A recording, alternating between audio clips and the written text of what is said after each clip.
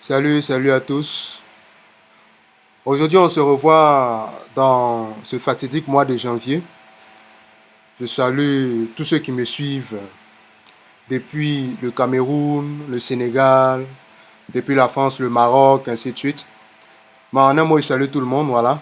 Et aujourd'hui, dans cette vidéo, qui est la suite de la vidéo suivante, qui s'intitule Python Escape, ok, dans laquelle on va utiliser Python pour programmer des paquets avec Scapy. Dans cette deuxième partie, on est purement pratique, donc on va utiliser des labs. On va apprendre à manier, ok, notre outil qui s'appelle Scapy, qui va vous permettre de comprendre euh, tout ce qui vient du réseau, ok. Voilà, donc sur ce, suivez bien attentivement et puis prenez des notes, c'est important. Voilà. Donc, si vous avez des questions au cours de toute cette vidéo, voilà, n'hésitez pas à me les envoyer par mail. N'hésitez également pas à me faire savoir aussi dans les commentaires. Voilà.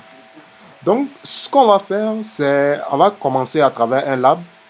Il y en a 5, oui, c'est vrai. On va commencer le lab numéro 1 au fur et à mesure, ok?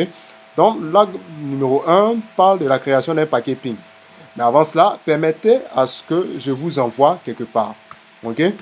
Pour ceux qui ont déjà installé Scapy, OK, sur leur appareil, OK, permettez que je crée un fichier qu'on va appeler test. Testnet.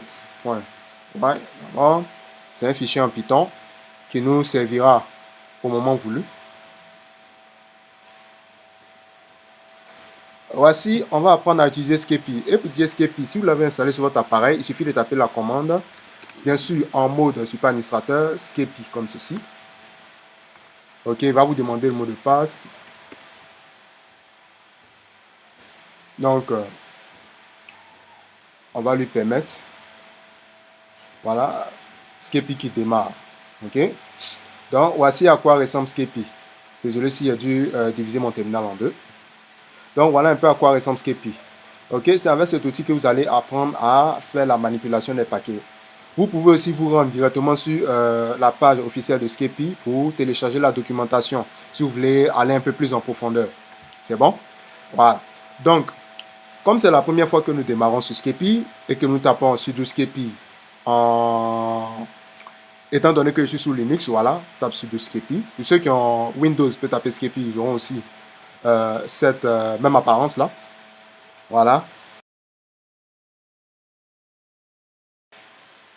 Donc, en ce qui concerne l'utilisation de Scapy, comment Scapy s'utilise? Déjà, pour afficher la liste des commandes, il suffit de faire lsc. Cette fonction lsc. lsc ici va nous permettre d'afficher toutes les commandes relatives à la manipulation du programme Scapy. Okay? Si on utilise Scapy ici, ça va vous aider à mieux comprendre le modèle OSI, le modèle TCP/IP. Et ça va vous permettre aussi de pouvoir dépanner votre réseau, de pouvoir comprendre ce qui se passe à l'intérieur d'un réseau, comprendre aussi le comportement de chaque protocole. Bien. Donc, vous avez différents éléments, différentes commandes qui vont permettre à manipuler Scapy. Donc, on va apprendre à manipuler les éléments de couche 3, voilà, dans les labs un peu, dans d'autres labs, autant pour moi. Donc, voici. Sur ce, si vous voulez afficher l'aide, par exemple, l'aide au niveau d'une fonction telle que quoi, send receive, par exemple, SR, send receive, il suffit de taper la commande help, en parenthèse à laquelle vous introduirez la commande SR pour send receive, comme celle-ci, ok, qui apparaît ici. Quand vous validez avec entrée, on vous donne l'usage de la fonction SR, ok, tout ce qu'on demande. On a dit qu'il permet d'envoyer et de recevoir des paquets à la couche 3. Qui dit couche 3 dit couche réseau. Et vous avez différents paramètres. Ces paramètres ici ont été, voilà, détaillés. Donc, voici à quoi ressemble comment on obtient de l'aide sur Scapy, ainsi de suite. Donc, c'est parti pour le lab 1 et lab 2, les deux combinés ensemble. Ok, je vais combiner les deux labs pour en faire une seule. Ok, voilà. Dans cette vidéo, déjà, sachez que les labs qui seront faites seront lab 1 et 2 combinés ensemble. Les labs au niveau 4, voilà, lab au niveau 4 et vous expliquer un peu le fonctionnement d'ARP au niveau 5. Voilà.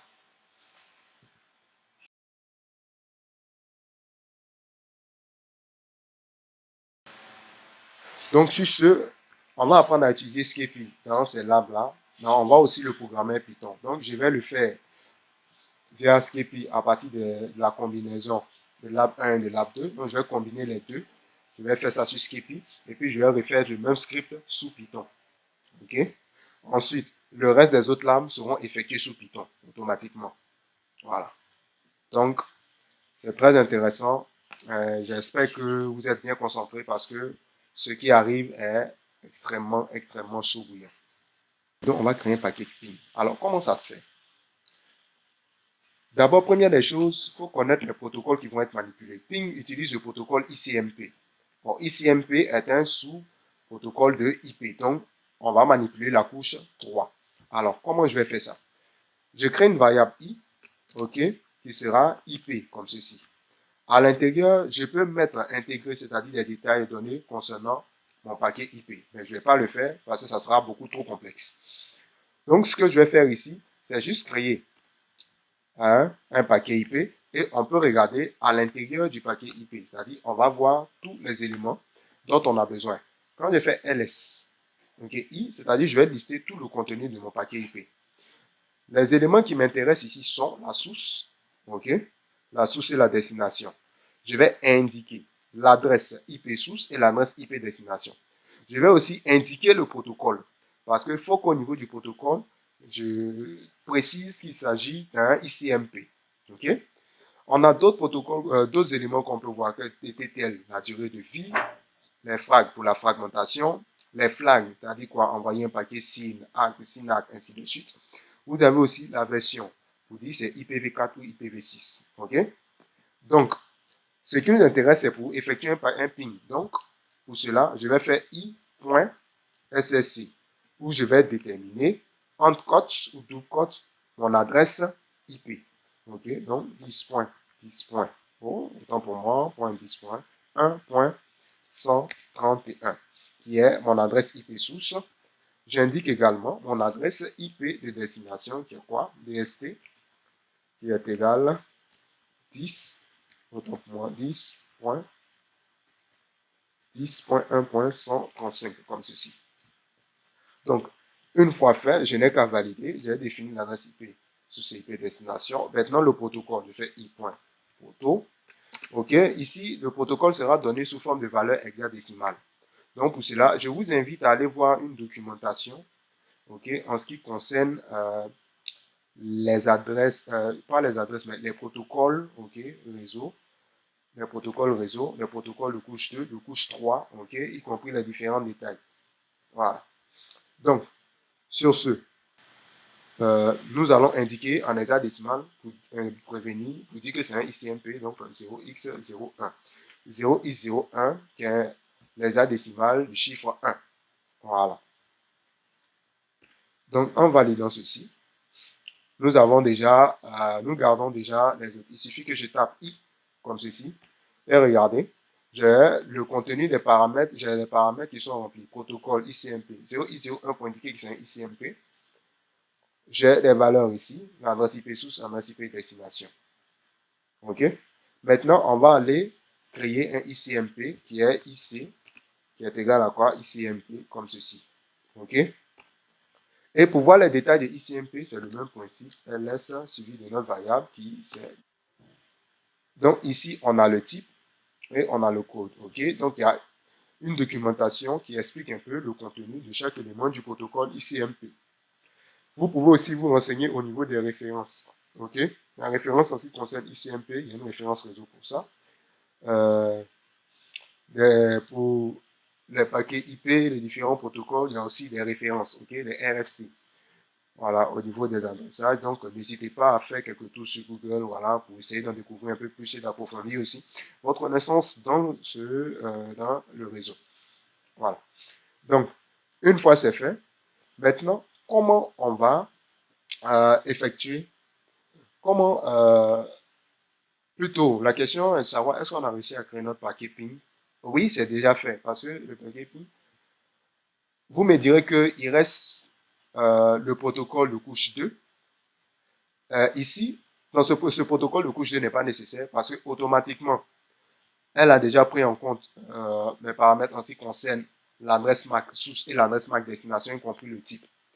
Parce que déjà, étant donné qu'on est dans le même réseau, il y a un travail qui est fait derrière au niveau de la couche 2 qui est le protocole ARP. Donc, je vous prierai de faire des recherches sur le protocole ARP pour savoir comment est-ce que celui-ci fonctionne. Mais déjà, Skepi a déjà anticipé ce fait-là, raison pour laquelle je n'ai pas intégré le protocole de couche Ethernet. Sinon, c'est aussi faisable. Okay? C'est aussi faisable. Maintenant, je vais mettre le tout dans un gros paquet, voilà, dans une grosse variable, autant pour moi, voilà, que j'appelle good.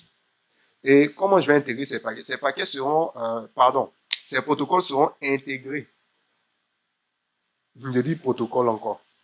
Bon, on peut dire protocole, mais je veux, en ce qui concerne le tableau de modèle aussi ici, faire allusion à quoi? Au PDU. Ok, voilà. Faire allusion au PDU. Ou encore, si vous voulez, à l'appellation anglaise. Mais je vais m'appliquer sur les PDU. Et c'est fait dans l'ordre. Regardez. J'ai un ICMP ici. Du coup, IP et ICMP sont dans la même branche. Donc, du coup, j'aurai ICMP à la fin, j'aurai IP. OK? Donc, au début, ça sera IP et après ICMP. Et non l'inverse, parce que l'inverse va provoquer des erreurs. OK? Si j'avais intégré une couche liaison de données, regardez ce qui allait se passer. On allait commencer par la couche liaison de données en premier. Donc, data link. Avec quoi? Ethernet. Après ça, j'intègre IP et après ICMP. C'est dans l'ordre. Donc, le désordre va provoquer beaucoup de patatras. C'est bon? Donc, je vais intégrer maintenant mes différents paquets. Donc, I pour IP et IC pour ICMP. OK? Et je valide.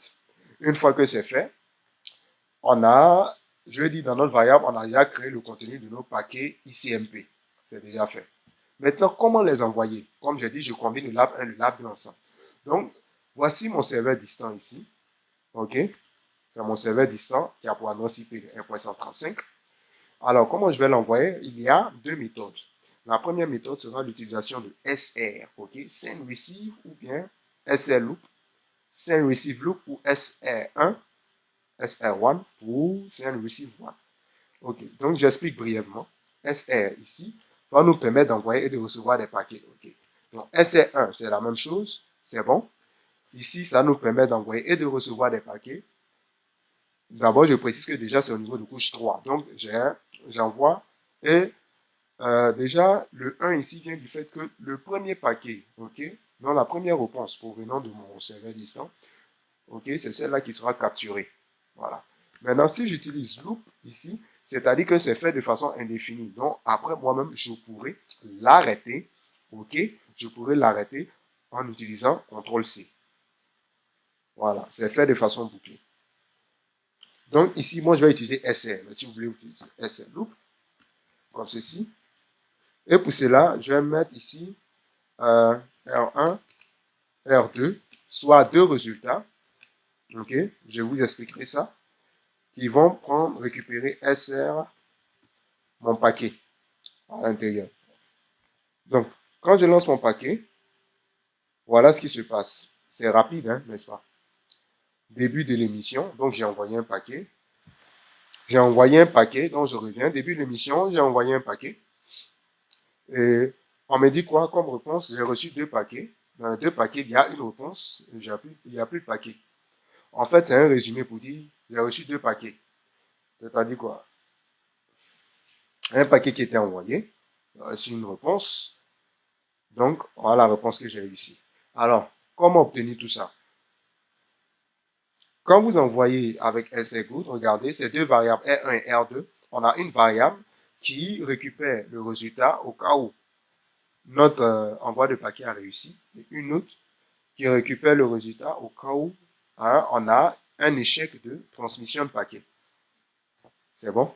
Donc, pour cela, pour afficher tout ça, il suffit de faire R1 comme ça, directement, il me donne de façon statistique. Mais si je fais R1, point,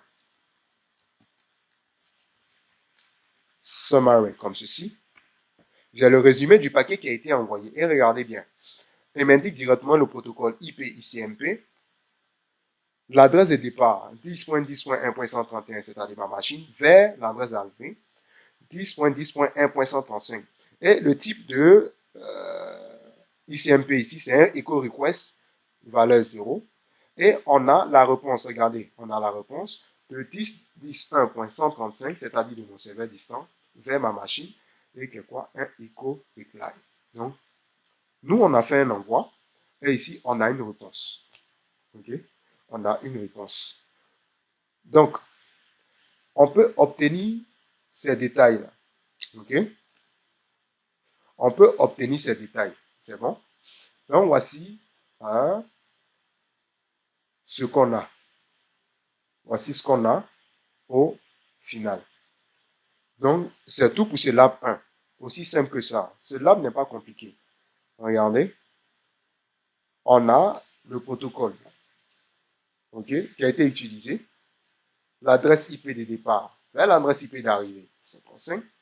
Le type de requête utilisé, c'est un echo request. Et on a un retour. OK? Ça, c'est fait dans le cas où le paquet a réussi. Maintenant, dans le cas où le paquet a échoué, il suffit de faire R2, point, c'est la même chose, et on n'a aucun résultat. Ça veut dire qu'il n'y a pas eu d'échec de transmission, il n'y a pas eu d'erreur de transmission. C'est la raison pour laquelle, voilà, on a une valeur vide.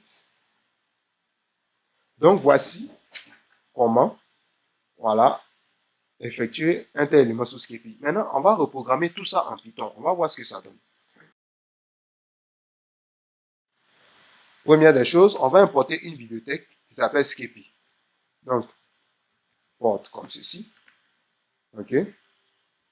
Scapy.all. OK? Ou bien, on peut écrire comme ceci. From scapy.all import étoile. C'est-à-dire quoi? On va prendre tous les éléments de la bibliothèque Scapy. OK? Prendre tous les éléments de la bibliothèque. OK?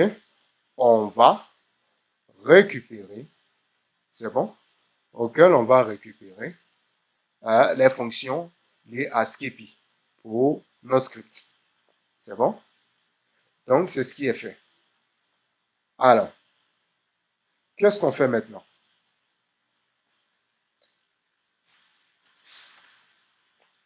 On va exécuter un programme. OK? Tout ce qu'on a fait en ligne de commande ici sur Scapy, on va le faire de façon simple. Regardez bien. Je tape ceci. I qui est égal à quoi? IP.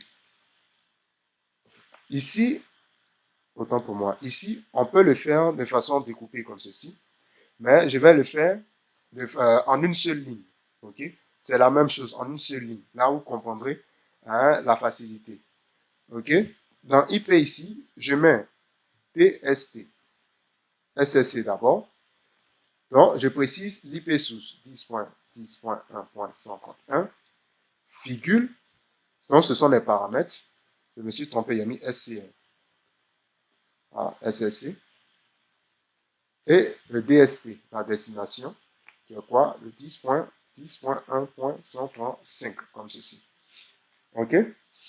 Ensuite, je mets en marche le protocole, qui est égal à quoi? 0x01. OK? Je préviens par là pour dire, je peux faire la même chose ici, ICMP. Je crée un ICMP, je n'intègre rien à l'intérieur. Voilà, juste comme une simple fonction. C'est bon? Maintenant, qu'est-ce que je vais faire? OK? Ce que je vais faire ici, je vais utiliser les mêmes variables. On se rappelle. OK, R1, R2, pour envoyer mon paquet. Je vais utiliser la même chose. OK? Good comme ceci, qui est égal à quoi? I slash ici. C'est tout. Et qu'est-ce que je fais? Ici, je vais utiliser SR. OK? Mais d'abord, je mets R1, R2, qui est égal à quoi? SR dans missive. Good. OK. Une fois fait, à la suite de mon script, je vais devoir afficher le contenu. Donc, il suffit de faire R1.summary comme ceci pour voir le résumé. OK? Si ça a marché. Si ça n'a pas marché, je fais R2.summary comme ceci.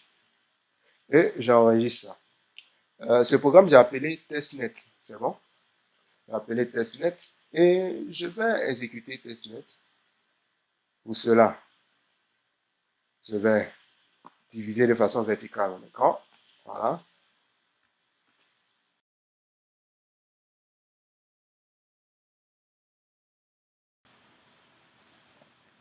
OK.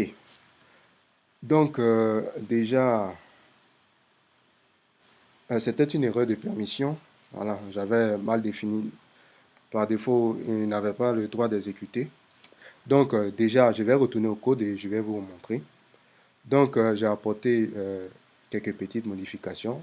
Mais, voilà, ceci, j'ai apporté ceci, j'ai apporté ça aussi parce que c'est important. Voilà.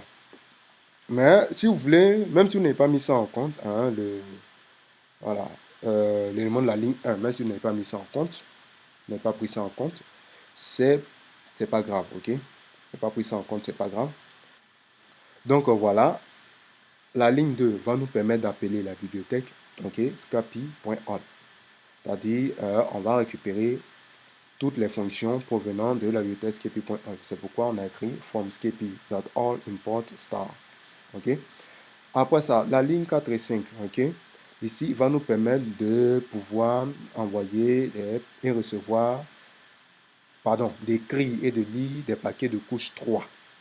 Qui dit couche 3 dit couche réseau ou bien network, ok? Maintenant, à la ligne 7, ok, on a défini en une seule ligne hein, le contenu de notre IP, ok? Ce qu'on pourrait écrire seulement en plusieurs lignes là, voilà. IP.SSC, après IP.DST, après I.Proto, ainsi de suite. On a fait ça qu'en une seule et unique ligne. On a fait ça une seule et unique ligne. Et celle-ci, ok, où on a intégré ICM, ok, ICM, pardon, ok, on a intégré la source, la destination et le protocole. Le 0x1, c'est 1, ok. Donc, si j'ai écrit le chiffre 1, ça ne change pas parce que même dans les paramètres là-bas, par défaut, il va mettre en hexadécimal 0x1, 1, voilà. Ensuite, vous avez IC pour ICMP. Donc, on a laissé les paramètres par défaut. Dans une variable à la ligne 10, on a encapsulé le tout, donc le contenu dans une grosse variable qui s'appelle good. OK? Ou à l'intérieur, on a deux variables telles que 1 et 2 qui vont nous faire le résumé, c'est-à-dire quoi? Le résumé des paquets qui ont réussi ou bien le résumé des paquets qui ont échoué. OK? On a utilisé SR. SR, c'est quoi? Send receive, la fonction send receive, dans laquelle on a intégré notre paquet good. OK? Voilà. Donc, pour ce faire, l'exécution de ce programme, on va devoir aller en port super utilisateur. Donc, sudo python 3 testnet, ok, et puis voilà, comme ceci. Je valide avec entrée. Et regardez, on a le résultat tel qu'on l'a vu dans Scapy ici. Regardez bien, tel qu'on l'a vu dans Scapy. Ok, on obtient ce même résultat ici. Ok, IP ICMP, j'ai l'adresse de départ, c'est-à-dire la source de la destination, c'est un echo request. C'est pour dire quoi? Au départ, je suis le 131, ma destination c'est le 3035, ok? Dans lequel j'ai un echo request. Et en destination, j'ai un echo reply et la réponse vient de qui? De 1.135. C'est-à-dire quoi? Mon serveur vers ma machine. Donc, voici un peu de façon scriptée en Python, hein, comment est-ce que nous avons écrit ça. C'est bon? Donc, on peut faire la même chose. Donc, voici le lab 1 et le lab 2 ainsi terminé. Maintenant, on va voir le lab, on va sauter directement au lab 4 parce que le lab 3 nécessite une connexion Internet. Malheureusement, j'ai pas. Il faut que je sois franc. Malheureusement, j'ai pas. Sinon, ayant ça, je pouvais faire l'extraction d'informations. Donc, dans la partie 4, ok, on va apprendre à écouter des paquets. On a mis K d'un HTTP. On va apprendre à écouter des paquets. Suite puisque j'ai pas de connexion Internet, il y a une bibliothèque très importante qui me permet d'extraire les informations HTTP. Je ne vais pas télécharger. Je ne vais pas télécharger, mais dans l'écoute des paquets, je vais vous montrer des éléments très importants. Ok, voilà, des éléments que vous n'avez pas encore vus. Donc, pour cela, je vais créer un autre script Python ici, mais avant, je vais expliquer comment ça se passe. Je fais appel à mon navigateur web. Ok, je vais utiliser mon navigateur web pour me rendre sur un site distant. Ok, puisque j'ai déjà un serveur web qui tourne. Puisqu'il y a déjà un serveur web qui tourne, donc j'attends que mon navigateur s'affiche. Ok, donc voici mon navigateur qui s'affiche. Et je vais entrer l'adresse IP 10.10.1.135. C'est bon? Ok. Quand j'entre ça, je rentre directement dans le serveur web. Ok? Je rentre dans le serveur web. Je veux juste expliquer quelque chose. Ok? J'espère que le serveur est toujours en vie. Voilà. Donc, voici le serveur Metasploiter 2. Je vais rentrer par exemple dans PV1. OK. OK. User et password. OK. Donc,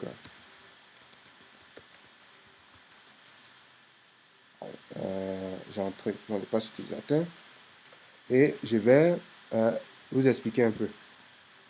Voilà. Le but ici, c'est de pouvoir écouter une connexion. Donc, on va programmer avec script de sorte à écouter une connexion. OK. En récupérant des informations si possible. Voilà. En tombant, pouvant récupérer des informations si possible. OK. Donc, pour ce faire, on va apprendre à utiliser Scapy. Mais on va intégrer un élément intéressant.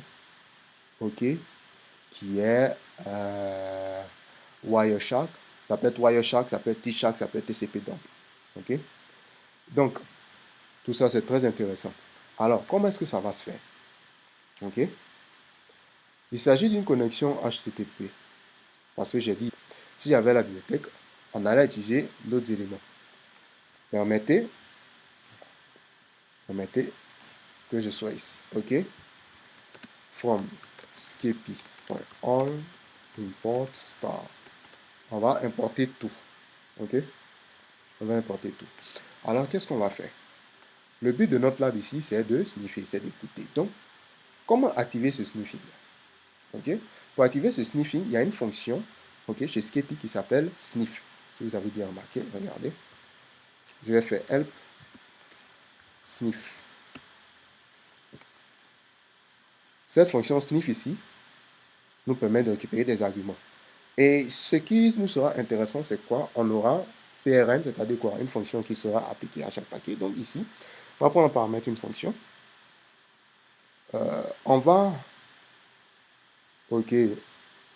récupérer, par exemple, si on a des filtres, voilà, ou en offline, le sniffer c'est en offline, mais on aura un PRN. On aura un compte, c'est-à-dire qu'on va capturer un certain nombre de paquets. Ok, on aura store, c'est-à-dire quoi? Si on va garder le paquet en question. Ok, donc voilà un peu. Il y en a plein, il y a plein. Donc ici, on va aussi utiliser un timeout pour ne pas perdre de temps. Mais si vous voulez, on peut ne pas utiliser un timeout. Voilà, donc il y a plein. L'élément qui me plaît ici, c'est quoi? L'intéressant, pardon, il y aura interface, iFace. OK. OK. Passer en mode monitor, ainsi de suite. Et vous avez même différents exemples ici, en filtrant des ARP, des TCP, des interfaces, ainsi de suite. Donc, sur ce, nous allons utiliser une fonction. Donc, si vous n'êtes pas su programmer en Python, reportez-vous au tutoriel, la programmation Python. Voilà. Donc, ici, on va faire quoi? Def, c'est une fonction que j'appelle eating. OK? Eating qui va nous permettre de sniffer les paquets, en fait. OK? On prend une fonction qui va nous permettre de sniffer les paquets. Voilà. Comment je vais m'y prendre? Si je veux sniffer les paquets, je vais utiliser le mot-clé sniff. OK? À partir desquels je vais intégrer quoi? Mes options. OK? Donc, pour cela, eating, je mets 2 points, je tape la fonction sniff, comme ceci. OK? Bon, si je fais ça, il y a un problème. Avant même d'entrer les fonctions, autant pour moi, je vais taper ici sniff. OK? Fonction à part entière. Sniff. Non, à partir duquel je vais préciser l'interface. Face qui est égal à Ethernet 0. Je vais bien vérifier mes interfaces. Donc, if config. C'est ETH1, pas 0. Autant pour moi, c'est ETH1. Donc, l'interface ETH1 comme ceci. Virgule. OK?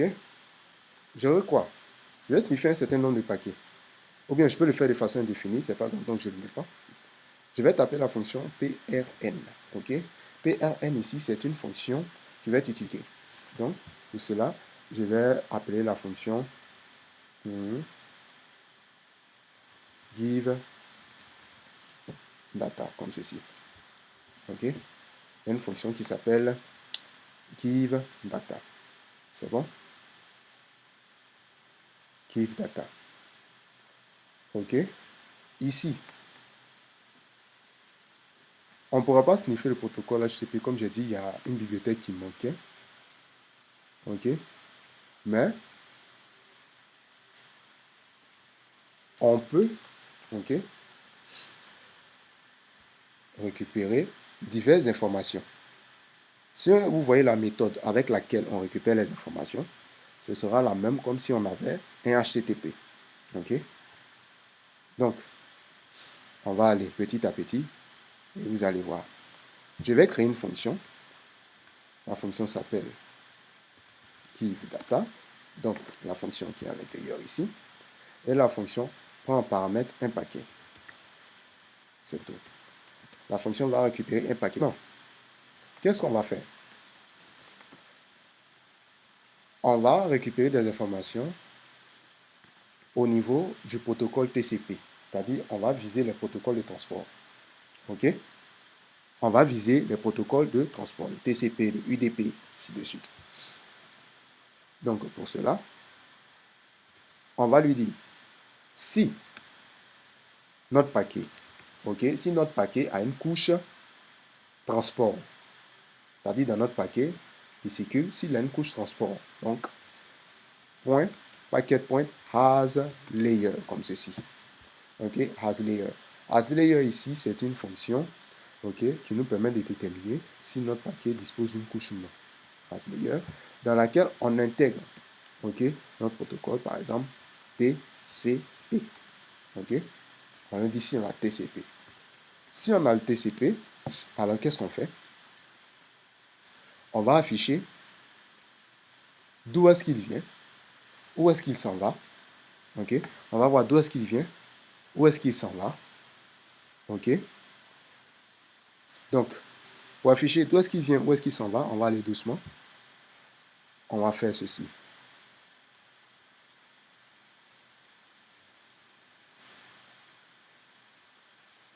Paquet. OK. En crochet. Donc, accolade. TCP. OK. Plus il y a une couche TCP. TCP, c'est pour nous donner des ports. OK. Port source, port destination. Donc, paquet, par exemple. Ici, je vais utiliser IP. Voilà, je vais faire intervenir le protocole IP. Point. Quoi? SSC. OK. Je peux intégrer ça dans des variables. Et puis, il fait afficher le tout. OK. Donc, je peux dire source ou bien, pour faire plus clair, IP source, qui est quoi? Comme ceci, IP test pour destination, qui est paquet, entre crochet, IP.bst pour la destination. C'est bon? Ensuite, je récupère les mêmes informations. OK. Donc, port source, qui est égal à quoi? Paquet, entre crochet. On va petit à petit entre crochet, TCP, c'est bon, point export, c'est-à-dire le port source.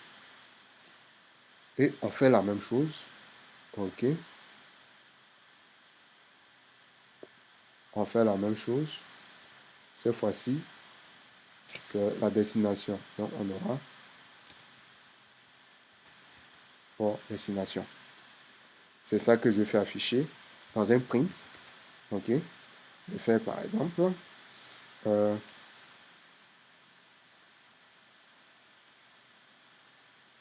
info, deux points.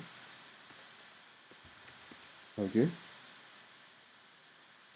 SSC, deux points. Comme ceci, je vais mettre ça entre accolades. OK. Deux tirets comme ceci. Source A, que je vais montrer ça en IP SSC, égale IP, pardon, si vous voulez, IP port, comme ceci, pour indiquer le port, OK, vers, OK, IP destination,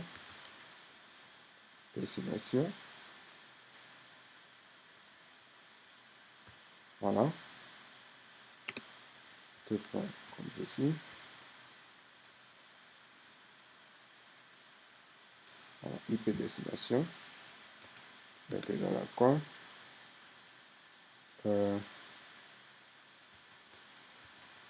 Port destination, voilà, je fais la même chose, IP port, je vais changer pour que ce soit clair, port SSC, voilà, IP destination, port destination, voilà, et on va avoir tous les détails, regardez bien, on va avoir tous les détails dans le point, format, OK, IP, source, virgule, IP, autant pour moi, port, source, virgule, IP, ouais, c'est vrai que c'est un peu long, IP, destination, virgule, port, destination, voilà. À quoi ça ressemble? Je vais enregistrer ça, on va vérifier cette partie, OK, donc je vais enregistrer ça.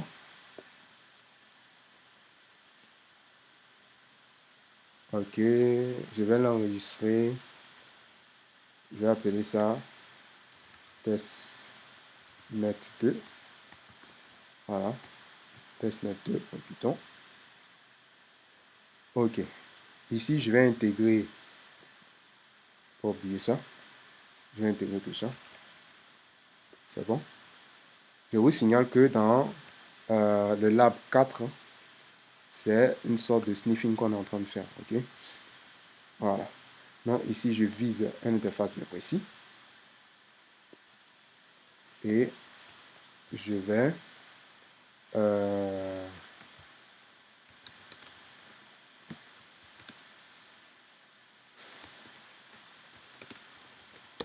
voilà, 2,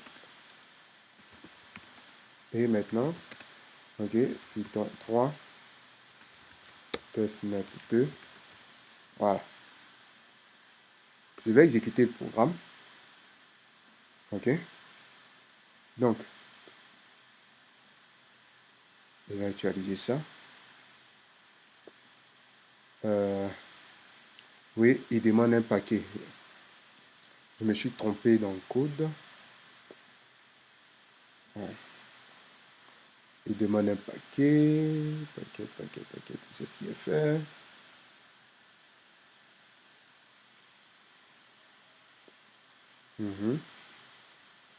Et c'est ce qui est fait. Il y a un métal ici. Ah oui. Give data comme ça. Voilà, sans... On va vérifier encore une fois. Si j'obtiens une erreur.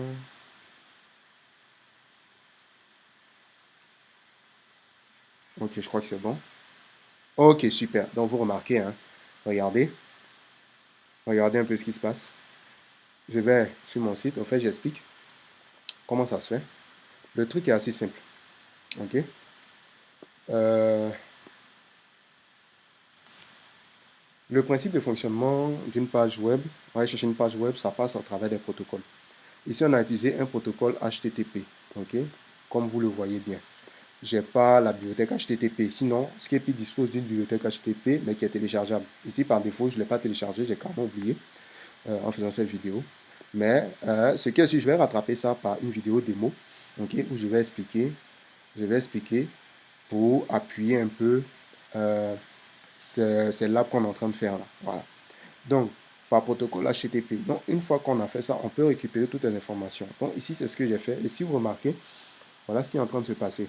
En réalité, il indique l'IP source 131. Voici le port source vers le serveur. Voilà, un élément qui informe en fait. Voilà. Donc, on a juste rempli toutes ces données-là. Donc, vous voyez qu'on a pu récupérer différentes informations. OK? IP source, IP port. Mais comment tout ça, ça se fait? En fait, si je n'ai pas mis tout ça et que je mettais paquet tout simplement, vous allez voir qu'on aura un paquet avec beaucoup de détails. C'est intéressant quand il y a beaucoup trop. Mais s'il y a des détails qu'on ne maîtrise pas, c'est comme si on mélangeait tout. Tout était mélangé, on ne pouvait plus se retrouver. Donc, c'est pourquoi on a utilisé .scc, .dsc. Donc, les détails qui nous sont nécessaires, c'est ceux-là qu'on a fait sortir ici. Voilà. SSC, DSC, export, déport, ainsi de suite pour réaliser ce gentil programme-là.